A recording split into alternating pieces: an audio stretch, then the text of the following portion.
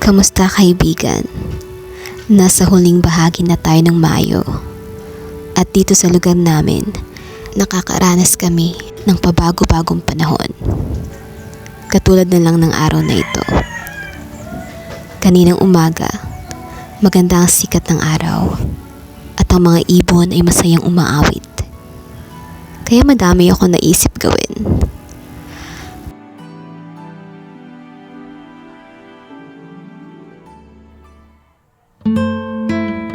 Kaso na magtatanghali na, biglang nagbago ang ihip ng hangin. Ang bughaw ng langit ay unti-unting binalot ng mabibigat na ulap. Tila mga mata ng babaeng gustong umiyak hanggang sa hindi na nga mapigilan at tuluyan ng bumagsak.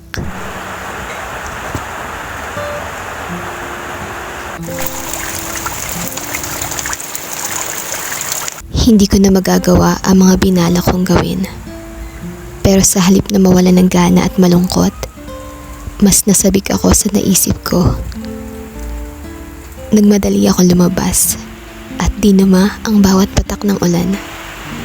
Naalala ko tuloy, nung 5 taon pa lang ako sa isla ng Romblon kung saan ako pinanganak.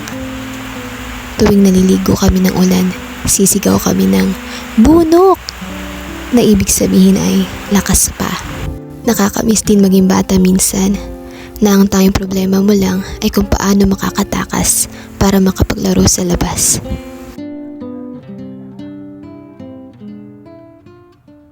Kapag ganitong maulan, naaalala kong basahin ang aking diary na sinulat ko 12 years ago. Binabalikan ko ang mga pangyayari, masaya, malungkot, o nakakainis man. Pero ang nakakatuwa dun, hindi ako naapektuhan sa mga malungkot at nakakainis na mga alaalang yun. Natatawa na lang ako kasi may mga taong sinali ko sa diary. Tulad ng naging crush ko o kinaiinisan ko. Pero tinago ko sa ibang pangalan tulad ng meatball or initials. Nakakatawa kasi kahit ako, hindi ko na rin maalala. Minsan napapasabi na lang ako, sino ba to? Ganito pala ako dati. Marami na din ang nagbago. Ang mga pagbabago sa buhay natin, hindi natin maiiwasan. May mga dumarating at umaalis nang hindi natin inaasahan. Pero anumang pagbabago yun, dapat matutunan nating yakapin. Normal lang ang malungkot at masaktan, pero hindi tayo pwedeng manatiling malungkot. At lagi nating isipin na ang lahat ng bagay ay nangyayari sa ikabubuti natin.